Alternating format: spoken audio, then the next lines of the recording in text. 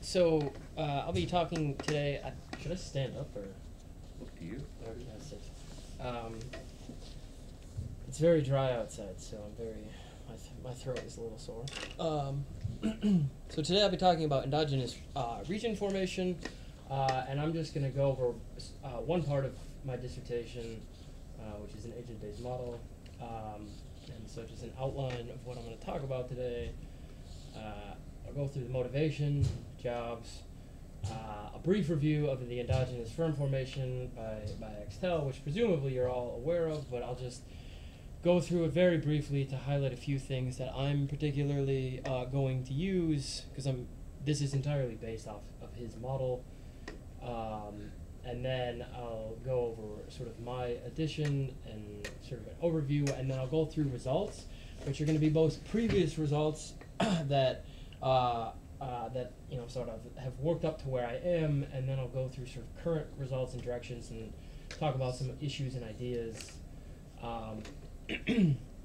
As I said, this is the first part, or this is the second part of my dissertation, and so my dissertation, broadly speaking, is on migration, but really how labor sorts itself in a national system. So how does labor sort itself in a national system, and that's where the agent-based modeling comes in. So the first part, I'm actually going to run a survey among local entrepreneurs and ask them various questions about their migratory history, because we don't really track domestic migrants very well. We track foreign migrants pretty well, but we track them, but we don't, it has not been tied into new firm formation. So we don't know much about how migration and firm formation are. But we know a lot about migration around the country, though. Yes, we know nothing. We essentially know nothing about how that relates to firm formation.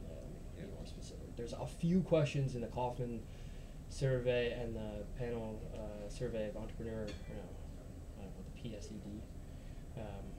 But we are right. We do know a lot about migration. But we only know that, though. Is that only on decadal timescales that we know that, or do we know it more with higher frequency? No, not higher frequency. The PSED data, the panel survey of entrepreneurial dynamics or something like that. I think there's only been two runs of that, and they ask a very specific question about what county you were living in, and what state you were living in. But there's a lot of problems with that the more you think about it. But today we'll just be going over part 2, and that's just an agent-based model of labor distribution. As Rob said, full disclosure, I'm still working on this. This is definitely harder than I was expecting it to be, which is both good and bad. A lot of the previous results I'm actually just going to leave, so they're here to be illustrative, and also to give you guys ideas if you have ideas for me. And I only include the ones that I really expect to hold in sort of an updated model. As I've gone through, I've learned a lot about this. And please do stop me if something doesn't make sense or if you have ideas. So the motivation, my starting point is from economic development. And just to make it as broad as possible, 86% of policy officials regard economic development as a priority, and there's about 15,000 development agencies across the U.S. Job creation appears to be the most sought after policy within economic development. Well, if politicians are trying to create jobs, then how do we create jobs? New firms, not a shocker to most of you presumably. Startups account for nearly all net new jobs and about 20% of gross job creation, and but a lot of these new firms die off. There is a small subset of these firms that retain about 80% of the entering cohort's net new employment. So there's a very small subset of these high flyers that actually account for just an enormous amount of job growth. At the regional level, it actually makes regions more productive. So if you have higher frequency of entering firms, it puts the less productive ones out of business, so it actually induces job losses. But in the long run, it actually makes your region more productive, which is great. And that's actually sort of, my perspective is the regional perspective. I don't know how much you guys. When it comes to when it comes to the motivation, Keith, I wonder if I'd like to also just also describe a big picture item that you didn't mention, but I know you're familiar with. So, most of you guys know that there's a very skewed distribution of firms by size, and in fact, it follows this one grossly regular form of the zip distribution. Well, it's also the case, right, that in fact cities follow the same distribution of sizes, and so that's been known to geographers for a long time, Brian Berry and all those people.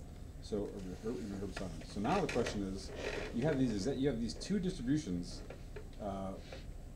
that govern ostensibly different phenomena, but they have the same structure, right? Right. So one question that arises would be that, is it the case that skew firms produce skew cities, regions, whatever, or is it the case that skew cities, regions engender skew firms?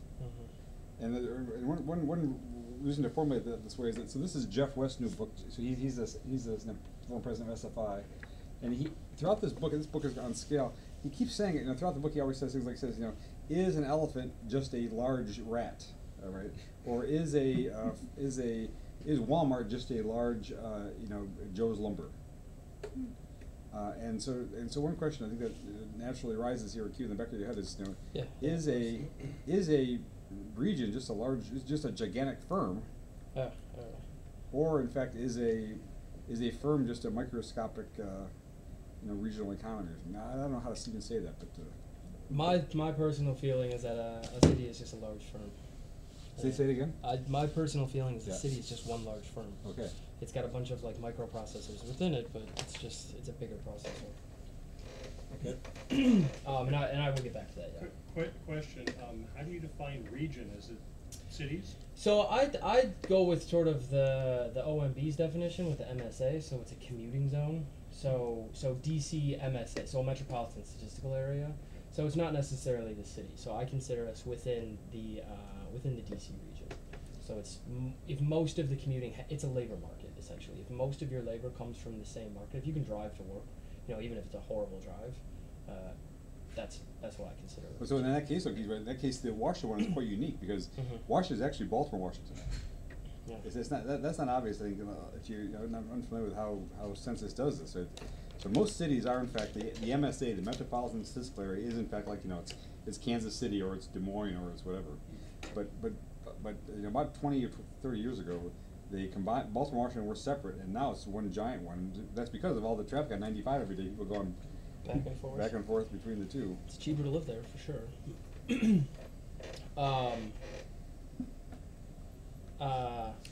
And then I'm assuming you guys know about this. Most people have seen most of it. It wouldn't hurt to go through it. I'd like to see your take on it. Okay. Yeah. I have just a few small things. So basically, what you have is imagine we have 4 firms, and each one of these columns is a firm. And so this firm has 2 people, and this one has 4, and then each of these have 1.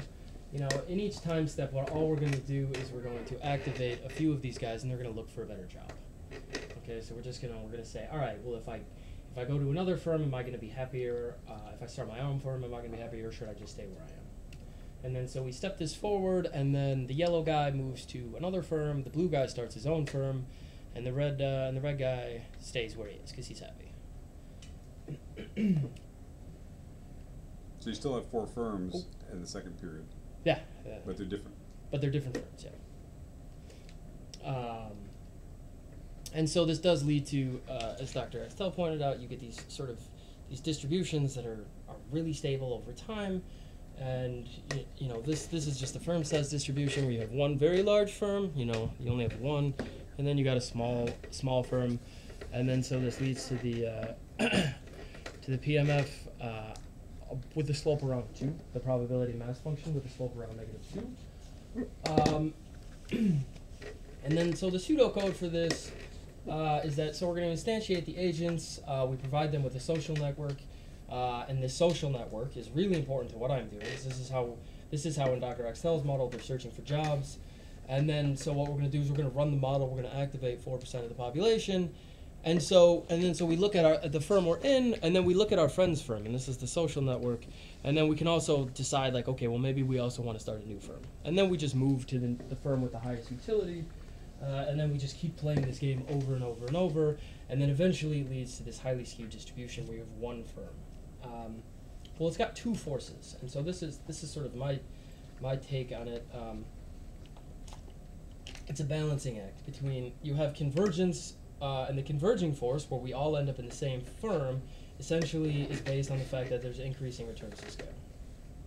Well, and then the divergent force, and this is what causes people to leave, is you have utility for the individual agent is based on your own effort, which is little e, and then the effort of all the people you work with.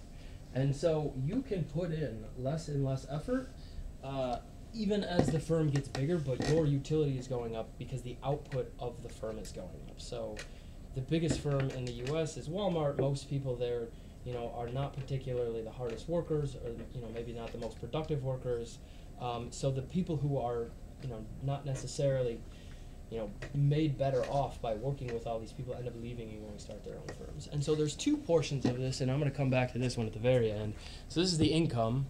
So this is just a Cobb-Douglas production function. This is the income, and then this is leisure, and the leisure side is just how much effort you put in, subtracted off, sort of how good you are, your endowment. And then so it's this balancing act of increasing returns to scale and reduced individual effort, where firms continuously collapse because people get lazy and the best people leave. And this is where I jump off into regional labor allocation. And like Dr. Axtell said, we do have these highly skewed distributions also at the region. So you see this same exact, you have one huge city and then a bunch of little cities. So, and this happens in pretty much every country across the world. You have Paris, London, New York, Tokyo, and then the next city is half the size. The current way of trying to figure out how we spatially allocate labor is what's called new economic geography. And so the two forces in new economic geography is you have there's two converging forces that sort of work together. You have consumers' preference for variety, so we all want more stuff. We all want different stuff.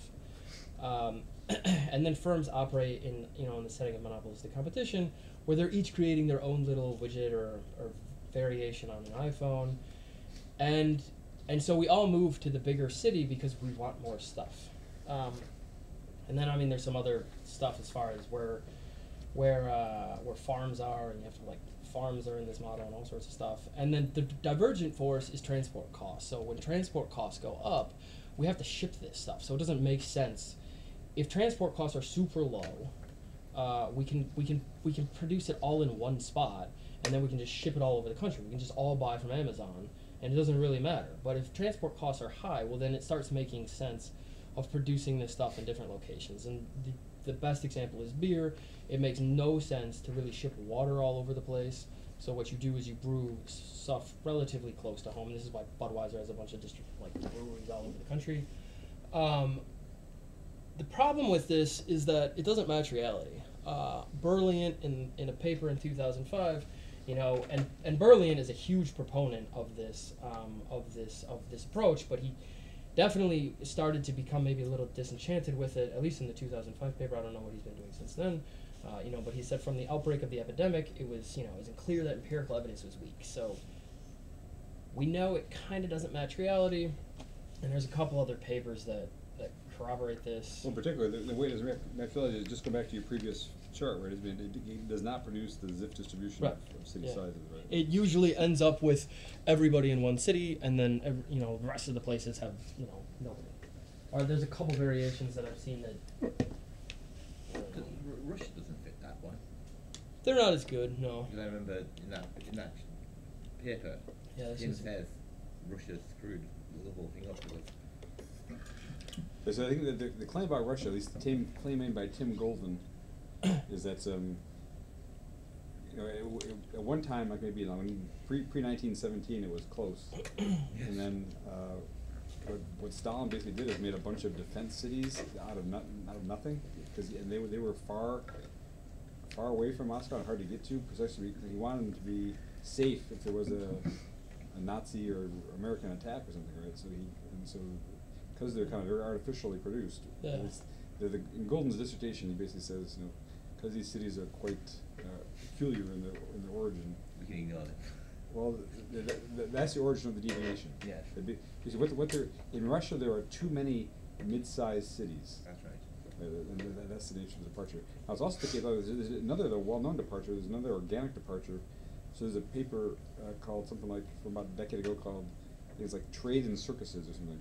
And the argument is that when in most countries you'll have a system of cities and you'll have various aspects of say human culture distributed across those cities. For example, in the U.S. you might say New York is the financial capital, Washington is the political capital, and Chicago is the food capital or something, and L.A. is the cultural capital.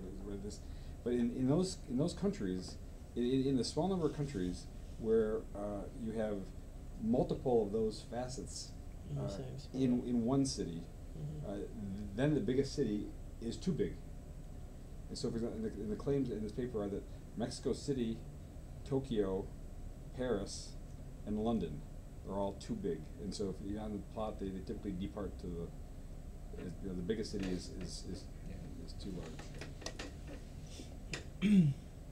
I actually wrote a paper about Japan, and they had a bunch of claims like it deviated in the 70s for various reasons. And they were talking about there was like huge government programs that were trying to essentially reduce pollution, so they were trying to convince people to leave. So I see. it was weird. Well, of course, Japan has got a famous case. So Japan is the case that in the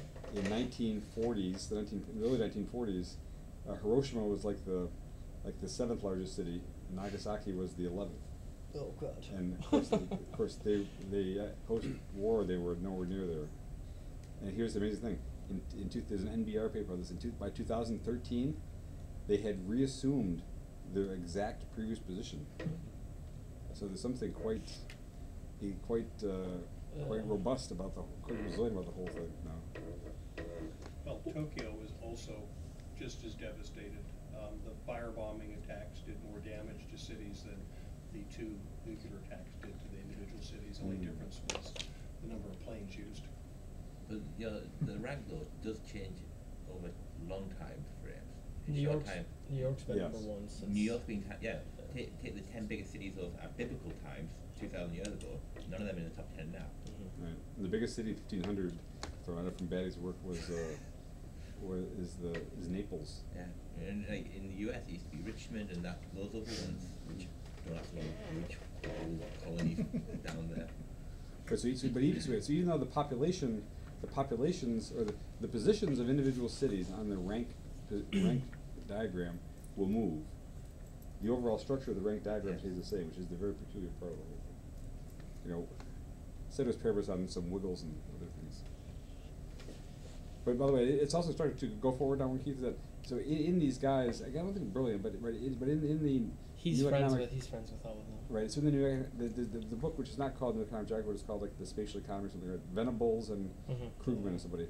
So what's interesting in that book is that they vis-a-vis this point about the empirical evidence week, they actually in the middle of their book, so not at the end or not at the beginning.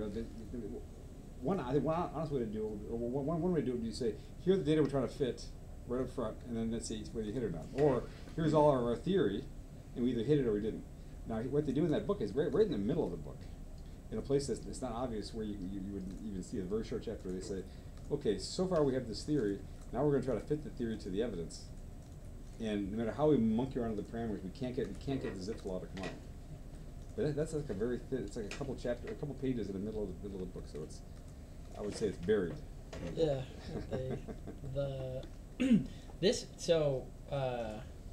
Well, and also the balloon picture is, if we're trying to learn how to fly, like yes, balloons fly, but if our model is, if we're trying to match a bird, like our model should probably look like a bird, or it's like yes, it floats, but anyway.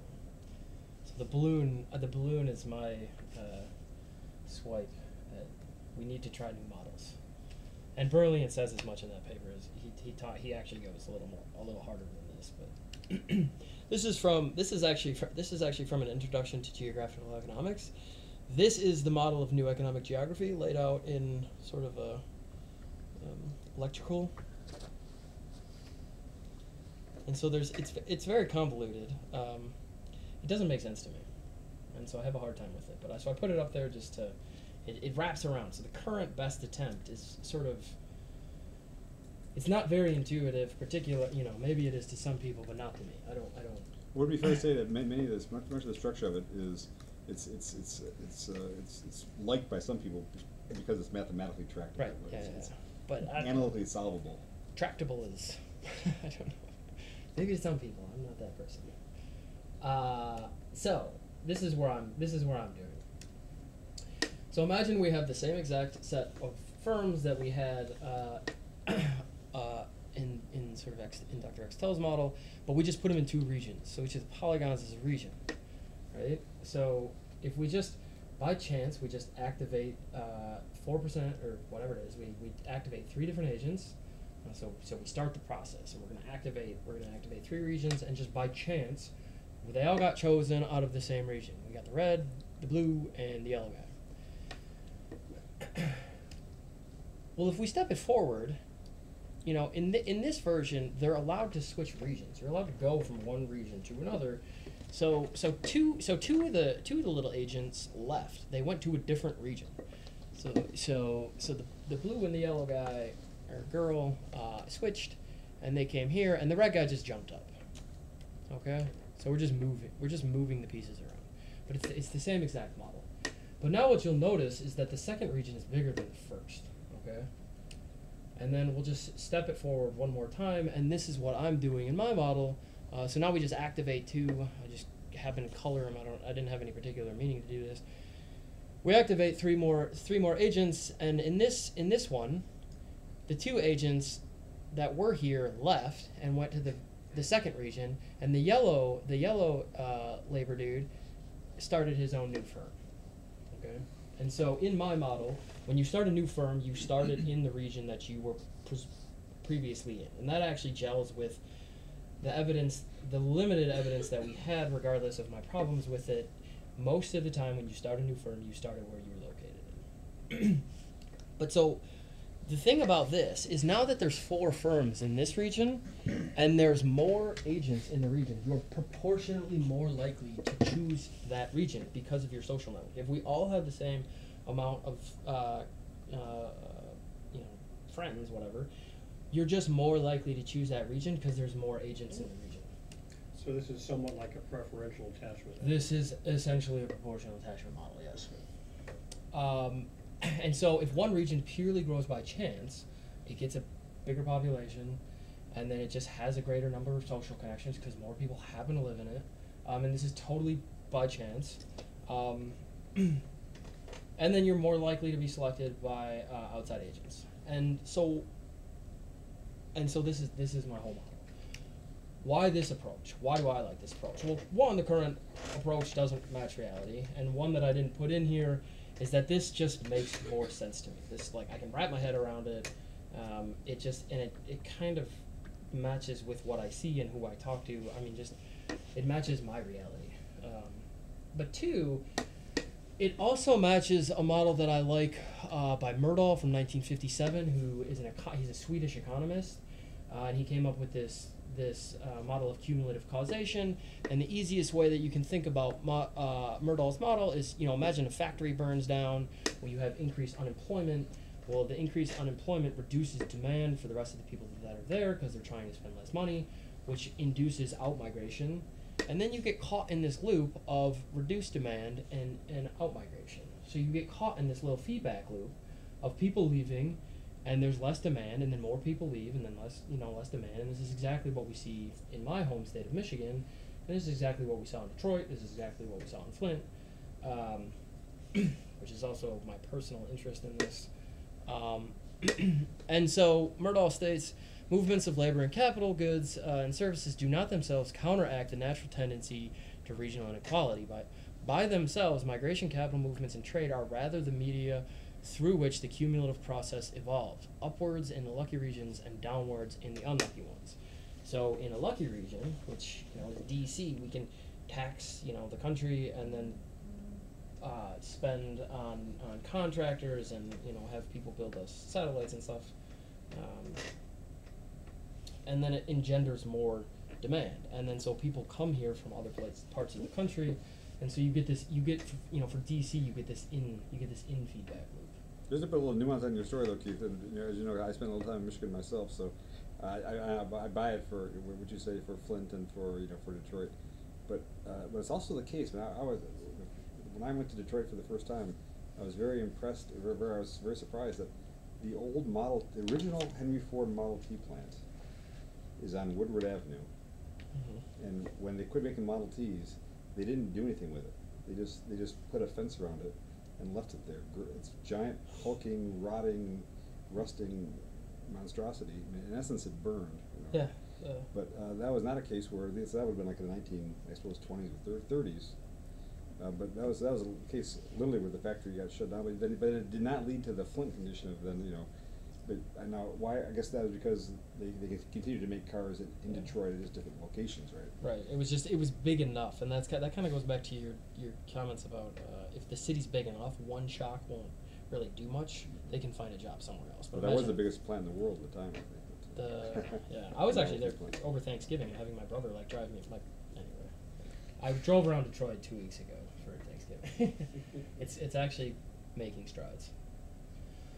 So some operational notes about my model is I'm running it in Python 3.6 on 64-bit. The most agents that I can get on my computer is about 250,000 before the whole thing sort of crashes on me.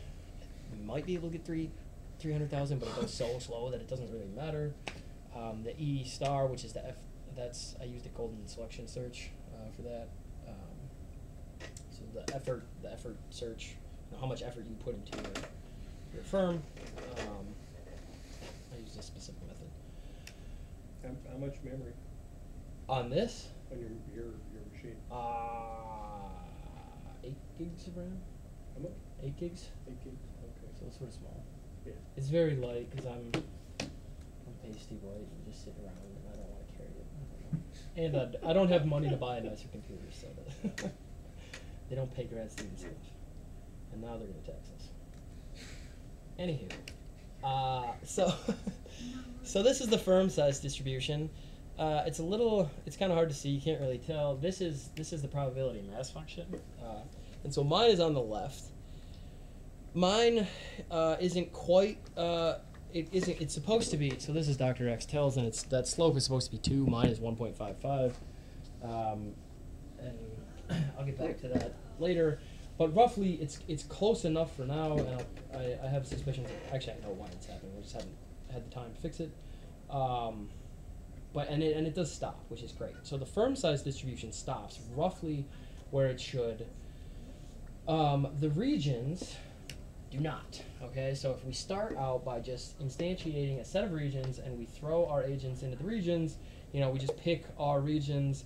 And we just initialize them right at the beginning, and we distribute them. We distribute our agents uniformly in the regions. We get overconvergence, and by that I mean everybody ends up in one single region, which is exactly like the NEG model, the New Economic Geography. You're one giant Soviet region. Yeah. Everybody ends up in Stalingrad or wherever we're supposed to be for that particular crisis. But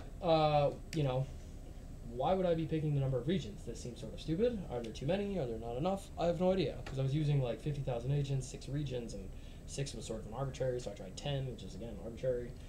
So then what I decided to do was create a grid, and so we have A agents in the region, so I just create square root of A by square root of A grid, and then I throw them out, and each agent ends up in their own region. So I uniformly distribute the agents across the plane, and over convergence. Everybody ends up in the same damn city. This is what it looks like stepped through time, and so it starts to look kind of nice because it does flatten out. And when I was doing this, it feels great because once it hits 1, it stops there for kind of a long time, but then it ticks up, and then you let it go, and eventually everybody ends up in the same region. So wait, so go back to this. So for like from time 50 to 250, you have slope that's kind of right around -1. Yeah. But you're saying that if you were to let it run longer than that, Keith, then it goes, everybody's in one. Everybody goes to 0. We'll get to that in 2 seconds. But but now this question: could it be the case that imagine that nothing changed in our economy and our technology? We just froze. You have no technological change in this thing, right?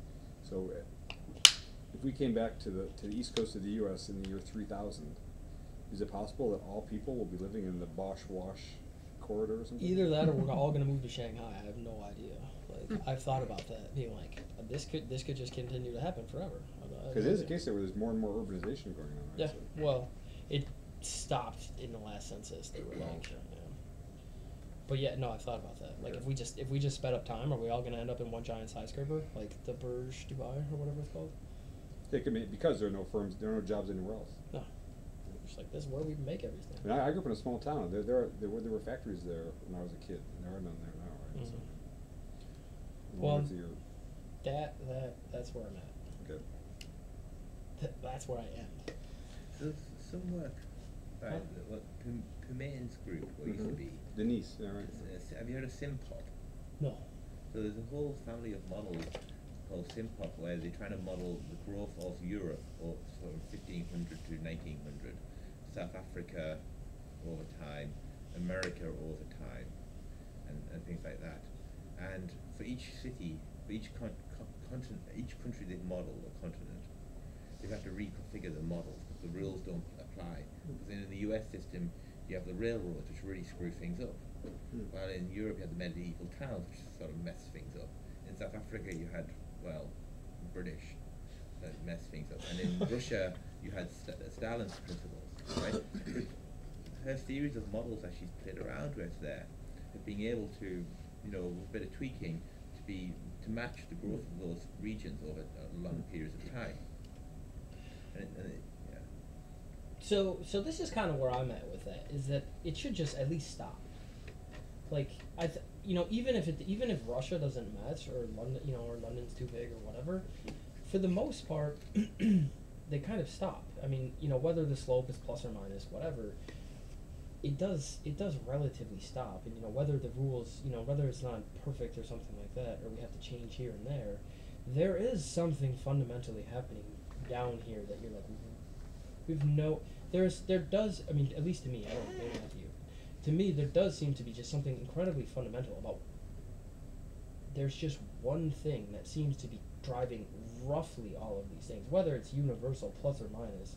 I don't bother with it too much, but that's maybe a flaw of mine. I don't know. If I did, if I bothered with stuff too much, maybe I would make more progress. Who knows? So question, so you were thinking of limitations for people moving to a region.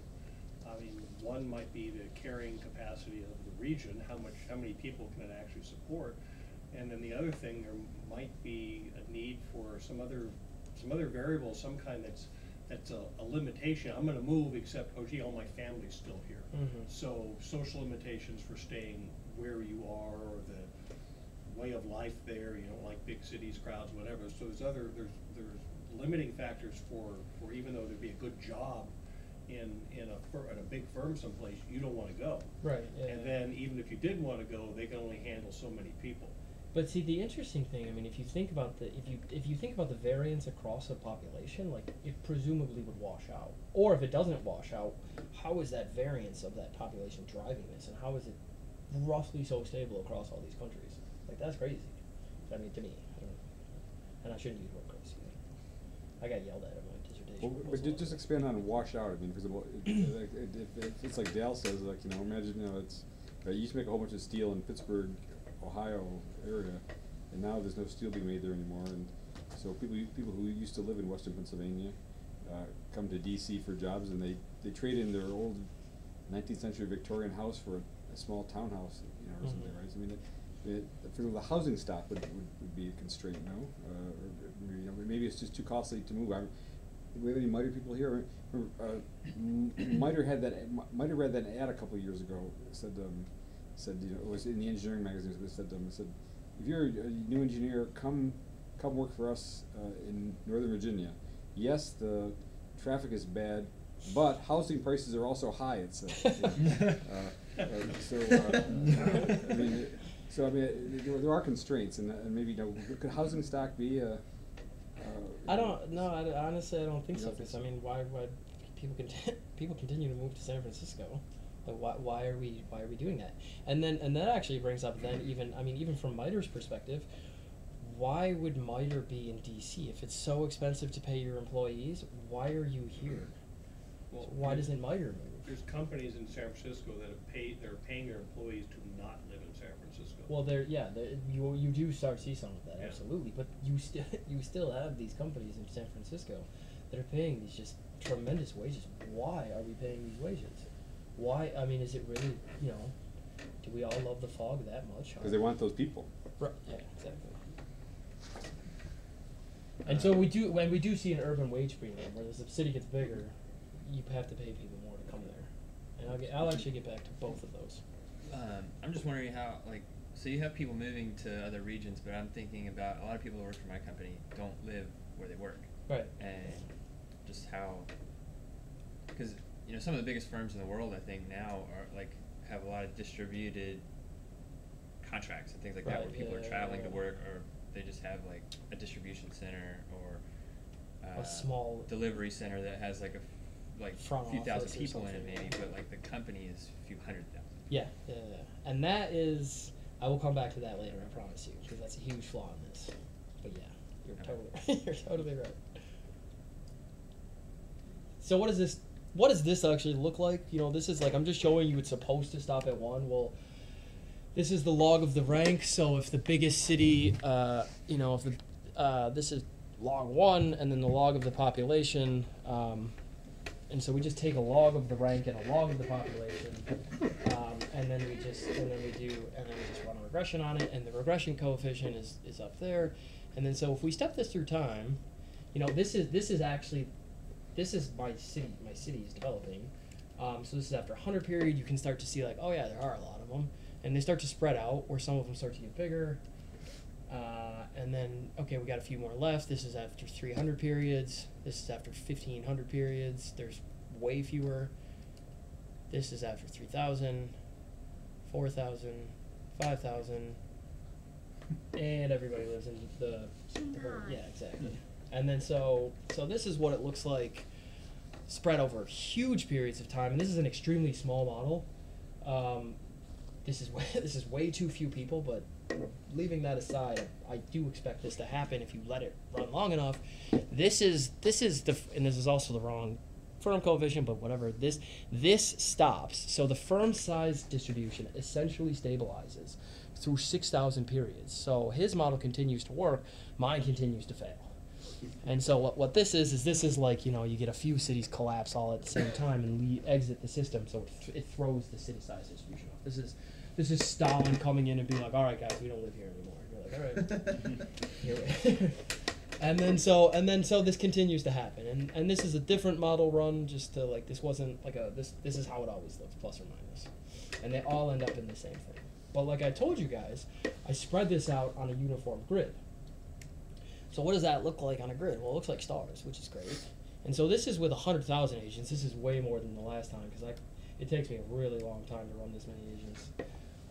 And so this is 100,000 agents after 25 periods, after 25 time steps. And so what we see is that most of the little cities are still small, and there's about 40,000 non-zero regions after just 25 periods. So even though they're all still pretty small, we have a lot of people have left where they were to join another firm and another city.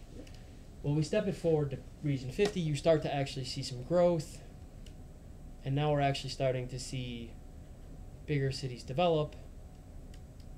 100, 120 sort of collapses there. 150, but you do start to see a lot, and so the bubble size is the city size. But eventually it converges to 0. So mission failed. And so this is where I'm gonna go through some of the things that I've tried to try to fix this, which, spoiler alert, I haven't done it yet. But it's interesting though, because I always wondered if you'd done your model to a real world to a region, what would happen? Now you see, Andrew. Yeah. Well, I'm not. I have more to report on this later. This could be cooler. It's not yet.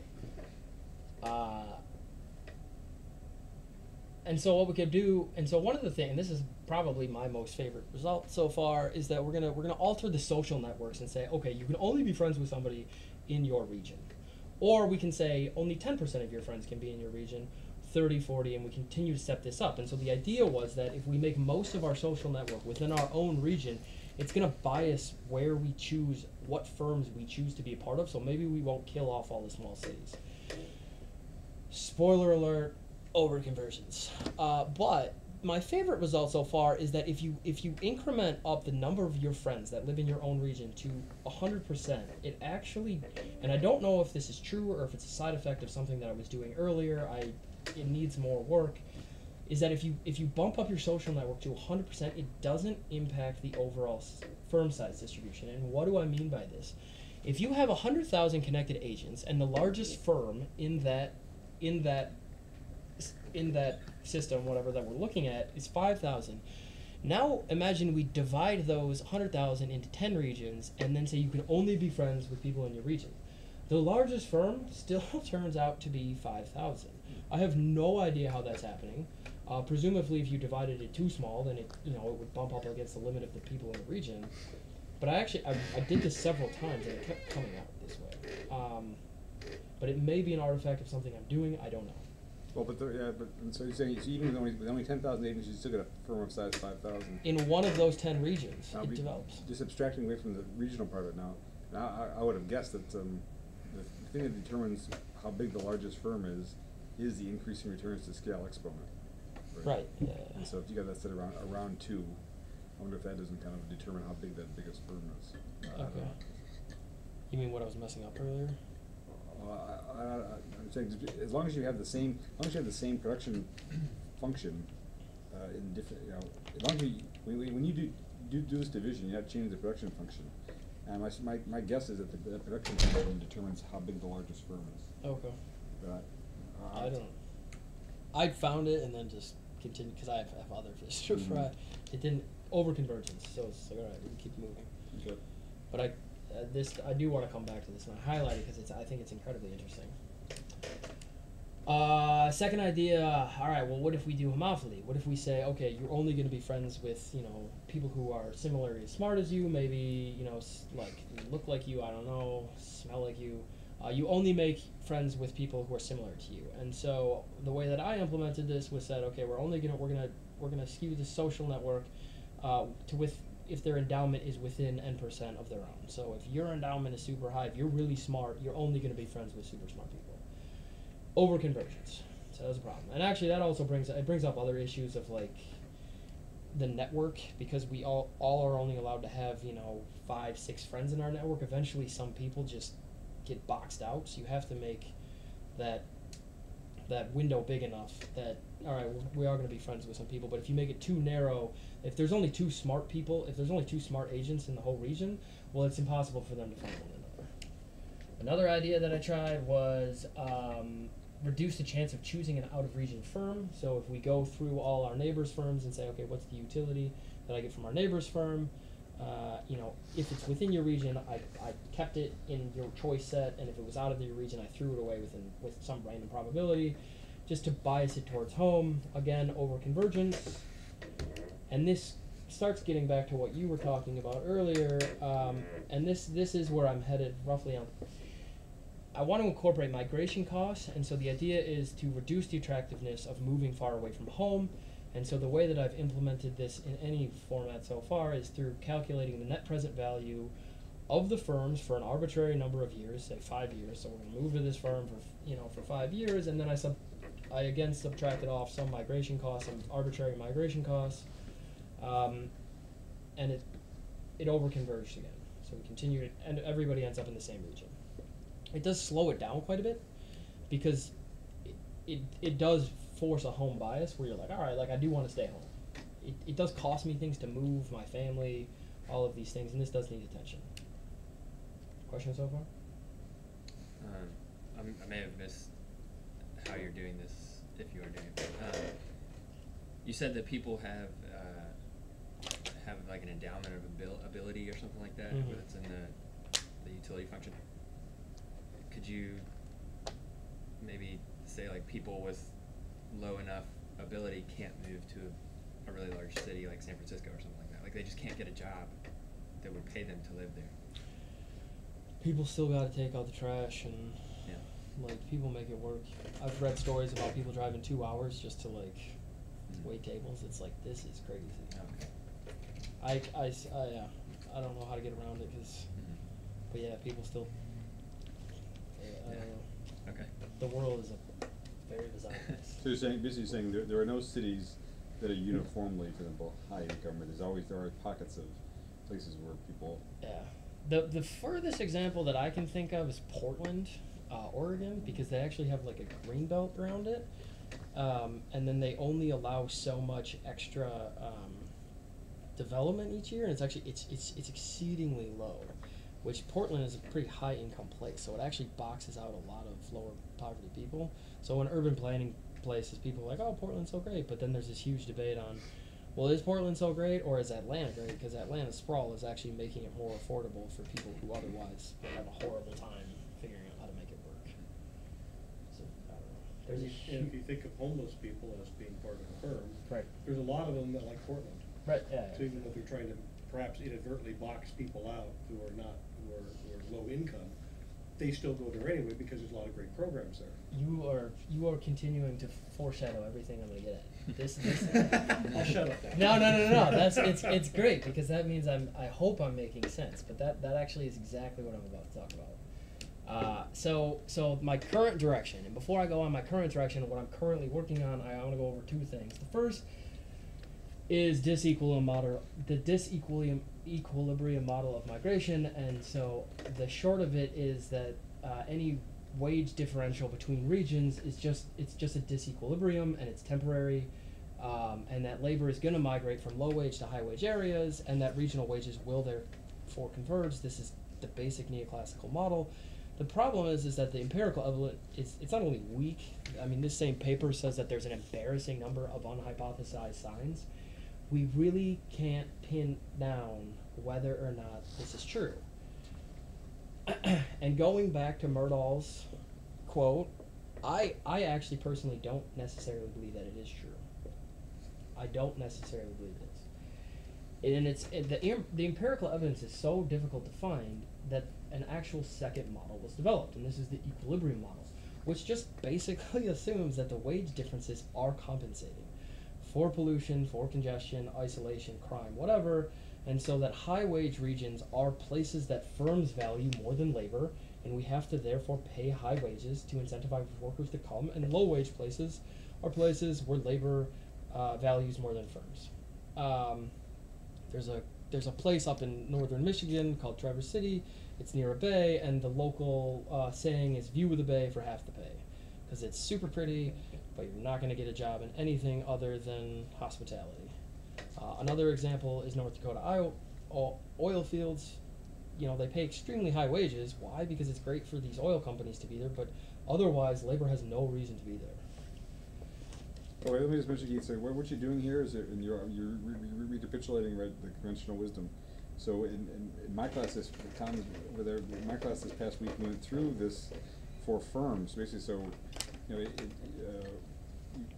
there's this compo theory, right, for firms, which says that there are say there are low wage firms and high wage firms, and they're going to compete in the same market, say. But you think that ultimately their wages would converge. Mm-hmm. But it turns out that there are gross differences. In fact, back to the scaling book, basically, big firms pay more. And on the face of it, that's quite counterintuitive, because you would think big firms are more stable, they have better benefits, et cetera, et cetera. So you think that for the compensating differentials part of it, you might think people would be willing to work at a big firm and take less pay because the big firm is better in some sense. But you see the opposite. And then so the thing we went over in class this past week was there are several studies of why big firms pay more, and they run all these regressions and things, and to a paper, every single one of the papers ends up saying, we have tested all the hypotheses we can figure, we can guess, and all of them are unsupported by the regressions, leaving open the fact that we don't know why big firms pay more. But there's a control for job. You know, so take a welder of type, some guy who welds aluminum for a living. Okay, union classification. If you work at a small firm on an 8 Mile road versus work at a mid-sized supplier versus working at GM, you get much more pay as you go up that ladder. Yeah. Right? So that's a mystery. That remains a mystery for neoclassical economists today. It's called the firm wage size effect. Right? I don't wonder if you're saying here, you're restating that as being the city wage size effect. Right? Yeah, I have not heard that firm thing. Okay. It feels like it's the same. I'll thing. send you some references. And then so in this book, on the Handbook of Economic Geography, they talk about how these two are sort of brought together by this third older theory, and I don't really know how they're brought together, but there is a third older theory that is wonderful, and it's just based on the net present value, and this goes back to what I tried to do. And so the migration decision can be modeled simply as the net present value of the migration minus the migration cost. And so this has been around since '62, and then in this handbook, they even specifically say about the net present value. Migration can be seen as an investment in the human agent. So I mean, even just the way that this model is, or I guess not a model, but this way of thinking is talked about is much more agent based. So it's much more in tune with this idea of, okay, if we're letting all these agents run around, how are they thinking? Also, have you ever seen the classic paper on the ag to urban migration is Todaro, T-O-D. Have you ever seen that one paper? Mm-mm. Todaro. So Todaro says you earn a higher wage in the city, but you're periodically unemployed, and so the expected value of your wage equals what you would make in the agricultural work. I can see that. So You make more. It's a boom bust. Right. Yeah.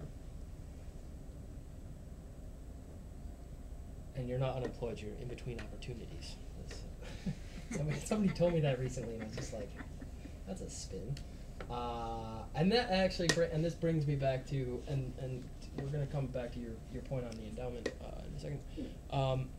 The positive correlation between education and an individual's propensity to migrate is one of the most uncontroversial results in migration study. I mean, this is just so robust. The more educated you are, the more likely you are to migrate. Theoretical reasons, you're more selective, you have more information, firms search more widely for you, there's lower risk of not finding work, you have higher adaptability, so forth, so on. And so this I do kind of want to incorporate, but this goes back, I will tie this into net present value.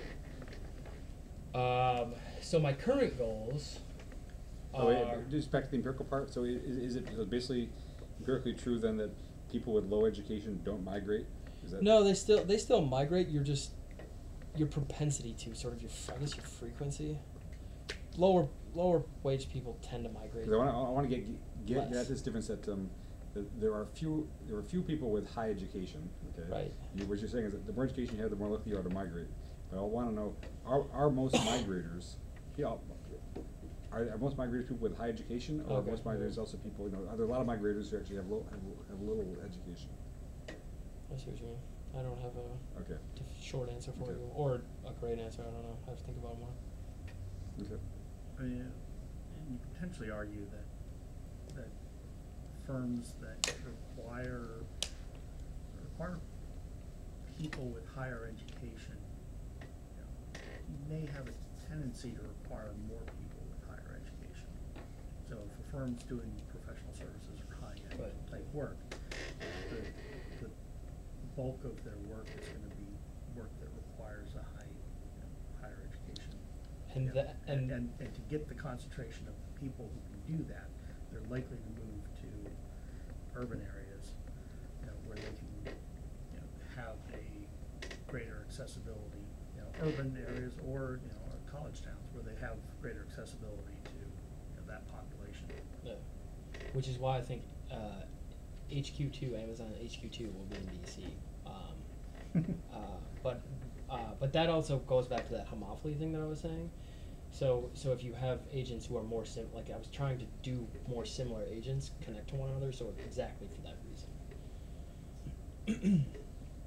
And so my current goals are to incorporate these migration costs.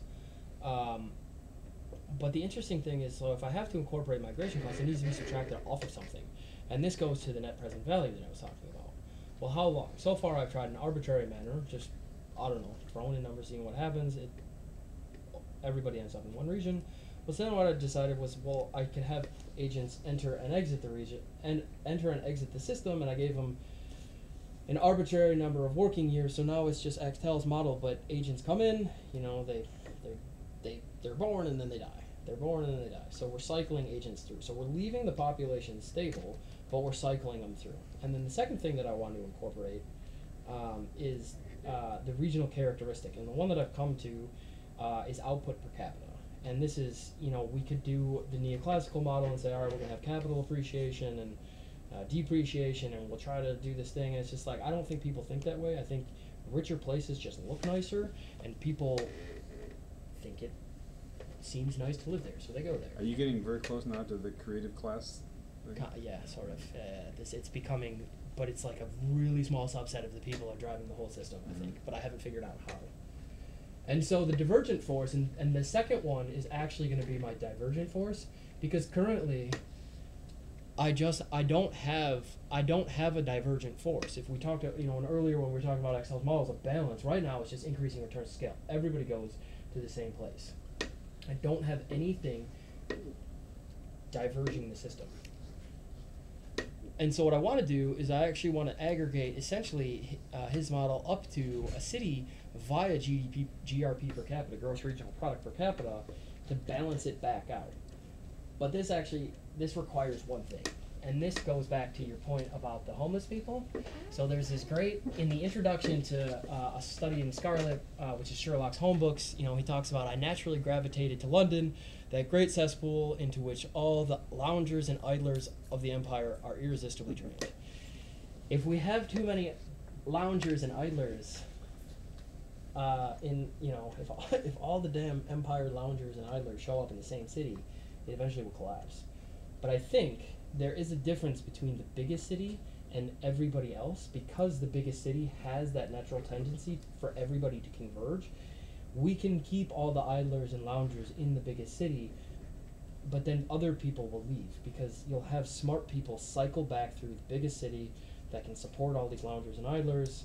And the way that I want to do that is through this GRP per capita. Well, it's interesting that you say that it could collapse, because along with the story that I read, it was mainly about several companies who had moved into Portland purposely because it's such a great place. They no longer wanted to be there because there was homeless people camped out in front of their businesses every morning, threatening their employees. Right. So they were now moving out of Okay. Portland. So that's in the form of start of a collapse, and these businesses are now leaving. You think With- that's the poor people can move on? The police said they tried to do a better job. Yeah, right. But see, that's what I think the biggest city can handle that, because it's just so big. But then the smaller cities, it's too obvious, it's too whatever. I don't know. You just can't support it. All right, so on to the results. So this is where I'm headed. On to the results. So what we're going to do is we're going to retire agents out of the system after 45 years. And so how do I do that? Well, I uniformly assign time remaining to the agents as I initialize them. And at each time period, I reduce how much time they have left. So when they hit 0, they retire. And then I introduce the exact same amount of agents in the system as were just retired. And then I run the team formation on the newly introduced agents, so they can actually end up anywhere in the system. And then I update all the networks, and I need to talk about this for a second because it's a problem. If I introduce newly formed agents into existing firms, so imagine you graduate college and you're like, all right, I'm going to go get a job. You're looking for a firm and a job, or you're looking for a job in a firm. The problem is it over-converges. We get too many big firms. It can also be a problem. If we say, okay, we're all going to start new firms, all us young Mark Zuckerbergs are going to start our own new firms, it's going to be great. Now, you get under-convergence. Most of us are not Mark Zuckerberg, and we're going to have too many small firms. But if you introduce them in proportion to the existing, it seems fine. The update all the networks is a beast, and this is where I've been sort of working through the past few months, weeks, really, 2 months. The problem with updating all these networks is when you have an agent retired, they break the social networks of all of their linkages, okay? Well, what do we do with the remaining agents with broken social network linkages? So imagine I die, And then Axtell's like, great, I have one less friend or something like that. He's just like, okay, what am I going to do? I'm just going to have less friends? No, I want to reconnect them to some sort of minimum threshold. And so there's three options that I say. Either you connect them to agents in the same firm, but then what are the problems? What if the firm's too small? We're going to connect to agents in the same region, like you just meet some guy at a bar. No, what if it's a small town and all your friends already live there? Well, then you start adding random connections. And then this brings up the actual problem is that a broken network is really hard to deal with, because when we break these linkages,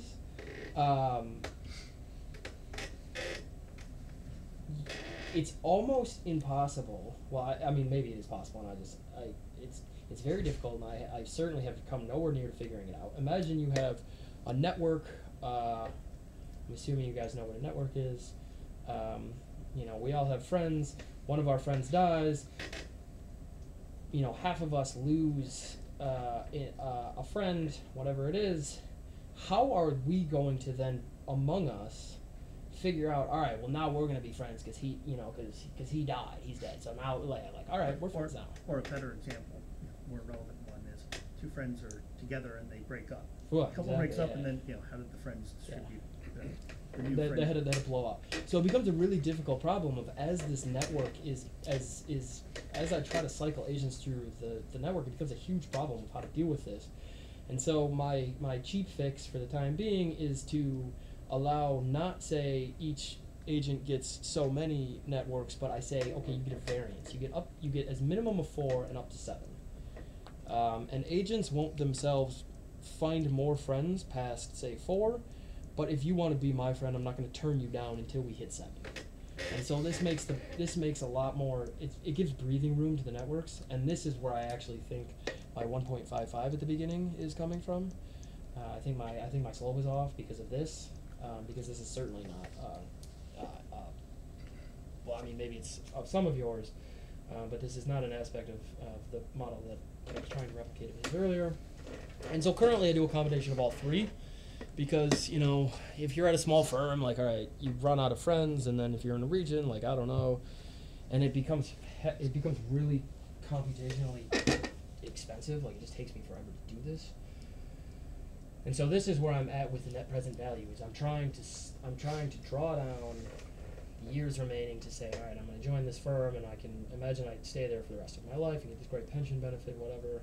I need to subtract off the migration cost. Well, if you have a lifespan, I have to do this, and so this becomes a weird side effect of that one thing.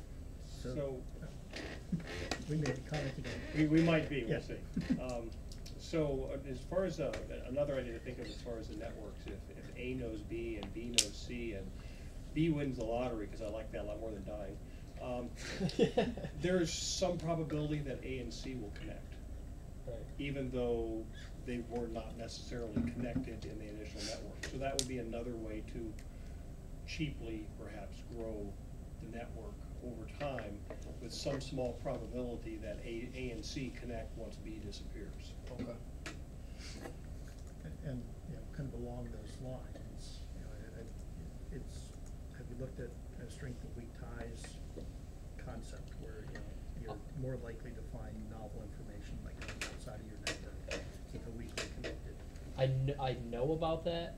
I have not incorporated it into. Yeah, I mean that may be at least a theoretical, theory-wise solution to the challenge, but it also likely requires much larger network sizes. Well, so and this, what I would prefer is, I wouldn't want to find them in the same firm. I'll get back to that in a second. Try to remind me if I forget, because that actually, I do want to end up. I want actually for homophily essentially to grow in the network. So as imagine like every time period, every 10 time periods, I just say I keep personal track of my own head and say, this has been a productive friendship. This one hasn't. What I kind of want is every 10th time period to drop the least productive and then look for a new friendship, and then you would do that maybe through your extended network. But that's kind of what I don't know if I can do that. I'm running out of time and hair. Let me just comment. I think that this network size stuff could in fact change the results in some non-trivial way, but I'll be very surprised if it turns out to be decisive, Keith, in the following sense. I don't think, Rogers, imagine that we had instead of having job offers on the newspaper or in LinkedIn or Monster or whatever, or if we had something, it seems to me that how you, the main way that the network stuff matters is how you search for jobs. It seems like, it does not seem to me like the technology of searching for jobs is causing the gross features of the regions and companies that that we see. So I think you could do this. Yeah, you could do it the simplest way you can imagine. And I think that I'll be surprised. I'll be surprised if it would change the results. Well, I have another. There's another reason why I think I may have messed up the results, but I forget. I currently forget that I had it written down somewhere in a note. I don't know. There's another thing slightly off. There's a lot to keep track of. I'm running out of hair. And so the second thing that I'm looking at is, and so this is gross regional product per capita. So this is the output of the region. So this is the output of the firms aggregated to a region versus population. So the dotted line is population, and so what you see is after every sort of output spike per capita in the region, you do get sort of an influx of people. And so I think this is the winning region of one of my runs, and so I just track him through the whole time, and then just track him, and so you do see this influx of people. But the problem is, for the most part, and I don't know, maybe it doesn't look like it to you guys, but it feels like it's more positive than negative. So like when this comes in, it's you get a lot of positivity, but then when it goes negative, it doesn't really. So you don't get people leaving, which is a problem. People move for high income, but they don't leave for low income. Right. And so then if you run regressions on this, connecting dots, if you want to be offended, it's statistically significant at a bunch of different lags. These are my issues so far. The biggest issue, the overarching issue that I have is that there is no new region creation. So it should essentially be analogous to firms. Like little cities die all the time. We just never hear about them because it wasn't Rome. It wasn't the death of some grand place. It was just like, I don't know, Utica, Michigan. It's just like it's a corner, and there were 10 people there and selling gas and something else. I have no region creation, and that's a big problem. And this would essentially, I think, lead to that thing that you were talking about at your presentation. It would essentially be, I would assume it sort of to be analogous to your non-biological firm growth, where big regions last forever, and little regions kind of have a expected probability of dying pretty quickly. But I currently do not have any incentive for anybody to create a new region, and I think it's interesting. But so this actually comes up in Herb Simon's mathematical model of this, where he always says there's some small probability of having a new city. But I think that the guys who like Gabex and those guys who worked with that model, they say that look, when is the last time a city in America went from 0 to being a city? And I think the last usual example is discussed as Phoenix. Yeah, that was over 100 years ago, and since then there have been none. But see, it's not necessarily, and this is where I think it's not necessarily that it needs to go to like a major city. Okay. It just needs, because you need a lot of those small, like sort of mid-sized, like Flint. But you want to avoid the fact that you're always I take your point that without some ability to grow new regions, you're only getting fewer and fewer regions over time. If your choice set becomes more narrow, and then you bounce back and forth until you're just all in one. I mean, Traverse City is not necessarily. I don't know if you know Traverse City. It's not. I mean, it's a gorgeous place and it's super nice, but there was no reason to be there other than to like go skiing and sit on the beach during a month a year. But then you have like the flip side is Flint. Like everybody essentially left Flint for Traverse City. And it's like so you do need more of those stories that you don't really hear about. You need those smaller-ish cities that that hold up that bottom, And it would essentially those guys die. It would be that, and this is the non-biological firm part. The little ones die constantly. We just never hear about it. So in that interpretation, I think you're implicitly saying, Keith, you're saying that the collapse of the population into one large region is because you can't keep the bottom capable. Which is exactly what happened in my class paper for you, that like Yeah. micro simulation, and I got around it by just saying, no, for some probability you just leave. Okay. So that's actually my biggest issue with this. Ideas. Incorporate equilibrium model by through competing differentials, and so that goes back to this GRP issue. So nice places are going to attract people, and horrible places people leave, and this will through essentially via your utility function. I want people to, if you're living in Detroit or if you're living in Flint and it's just like, wow, this place is not great, you may actually be more incentivized. Like, there is a small probability that even though most people start firms where they were, there's a chance you're going to leave Flint to go start a new firm in a new place, because it's just like, this is the output per capita is not supporting the public infrastructure that we have. So I would rather be by myself than in Flint. And so that's kind of what I need. And I think I can do that through incorporating compensating differentials, but there's a lot of issues with that. Another problem, somebody brought it up earlier, I think it was you maybe, with the firms, about like little satellite campuses all over the place. I'm replicating his firm size distribution, not establishments.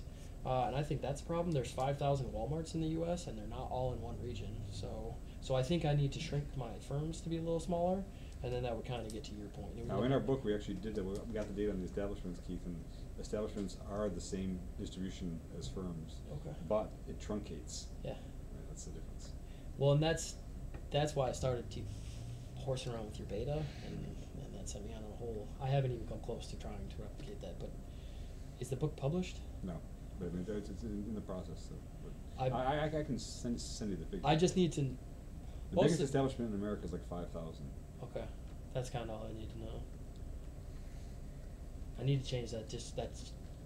Essentially, if I can hit that, then I can move on to. But I don't know. Maybe I can do it without it. Other ideas are regional capital accumulation depreciation. That's the neoclassical model, and then I can scale endowment with your correlate with your propensity to migrate. So maybe you're going to leave more if you're more highly educated, and then this goes back to your comment about altering the network so that only the most productive connections are kept.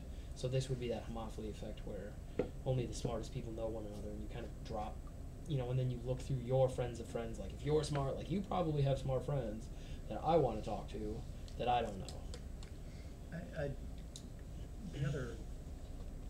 The other piece is that, and I don't think you're incorporating it here, is that one of the ways that firms grow is not organically, but by acquiring other firms. Mm-hmm. In fact, that's probably arguably the way an awful lot of large firms grow. They acquire competitors or even failing firms, and that increases their size and jumps. I'm a cities guy. You'd have to talk to Yeah, Axtell M&A about activity is that. never more than 1%, friends. So it's real. It's a real thing. It's small though. At least that's It may be small, but it affects the larger end. Uh-huh. It's probably, I'd say if you look at the distribution of where, I guess that if you're looking where the distribution of M&A activity occurs, it occurs at the higher end of firm sizes. So it's, it is probably the way that they grow larger, faster. But that would actually become a problem for me, because if I'm in a city, imagine, we just make it bigger. Imagine. But it's not being but it's not going to be in a single location. So it's expanding a firm across multiple establishments. Likely in different locations. And I do not have that. I can't even wrap my brain on how to begin to code that. There's a lot of. Right now, I'm dealing with like one small thing about how to we have people enter and exit the system. Graduate and then retire. I can't even. So does anybody have so anybody, I think the main thing, what are the factors that are keeping us from becoming one large, why does the whole U.S. not move to the East Coast, for example? What is the impediment to that? Or for example, if you come back to in the year 3000, is that a possibility? So that's what you're missing in your model right now. You don't have the forces that are keeping things apart are not there. The centripetal forces are not. You don't have. Yeah. Right. You need that.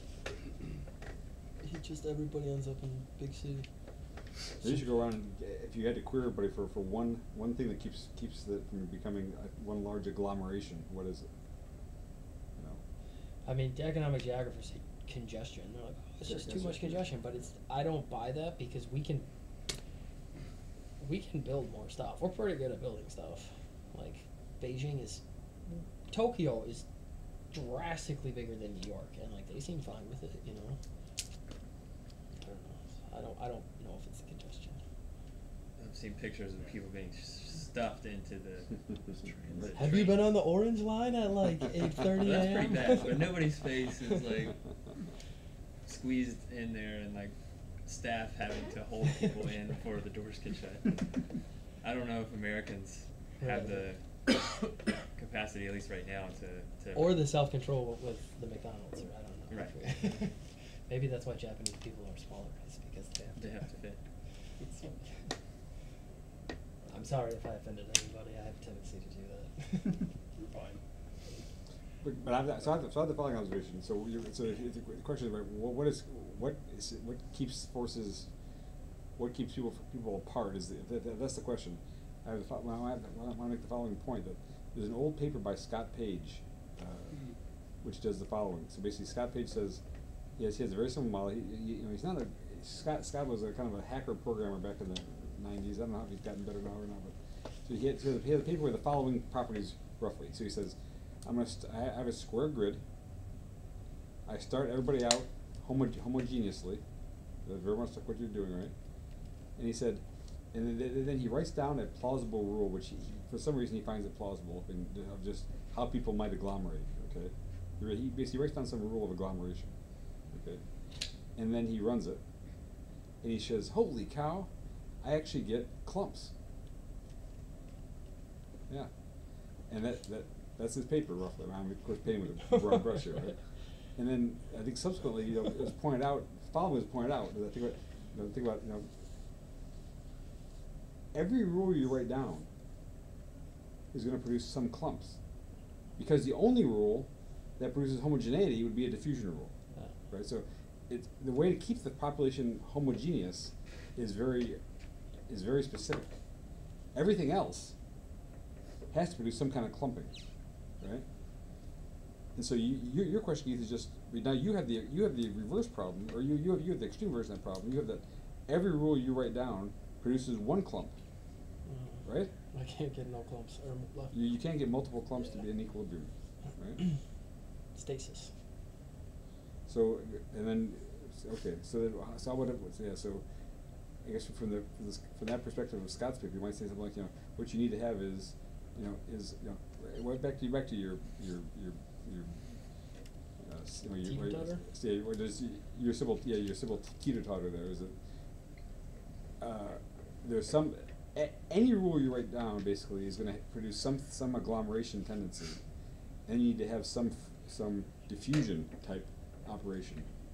And what is diffusion? Diffusion is when two particles are close together, they just get pushed apart, right? And you need to have some kind of diffusion operator on there to keep things from getting too agglomerated.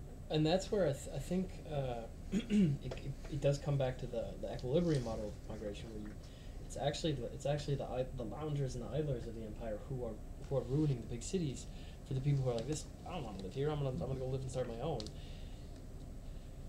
And this may be taking it a step too far, but I actually almost view it as having political ramifications, where who are the people who tend to not want to live in cities? They tend to be the ones that want to do things on their own. You tend to leave, and you're like, you know what? I don't want to pay for other people's stuff. I can do this myself, and they end up sort of leaving the city. Should we have in our head right now a map that's mostly red and a little bit of blue? There was, I certainly could have scaled these cities by a green-blue scale. That has crossed my mind a lot. Well, it would seem to me somebody somewhere has done a survey that says, what are the top 3 reasons you decided to live where you live? And there might be information, useful by going into that, both attractive and repulsive. information. I mean, repulsive information could be something along the lines of, you know, I don't want to live someplace with a lot of neighbors. Mhm. Well, that's going to move you out of downtown whatever and someplace else. Maybe not out on a farm, but maybe out in the suburbs. Right. So that would be a form of, you know, of repulsiveness in terms of, you know, pushing people apart from each other. But someone somewhere has to have done a survey like that. I can't think of one, but it seems like a logical survey to do. I mean, does the census, American Community Survey, They ask that question. do they ask something along those lines? I mean, it wouldn't be a bad place to look. I literally work in a place that goes through ACS data. Like, I do that sort of for a living. Okay. I don't think it's there. It's a very specific. But I got a buddy who listens to a lot of country songs, and he has reported that based on his observations of country songs, that seems to be a recurring theme, is wanting to be left alone. Along with finding your truck and dog and so forth. Right. You can That's do a- all that by playing it backwards. Right. Yeah. That's a biased sample, though. Every country song talks about the truck. So. Yes. Okay, well, thank you very much, Keith. Thanks. And if people have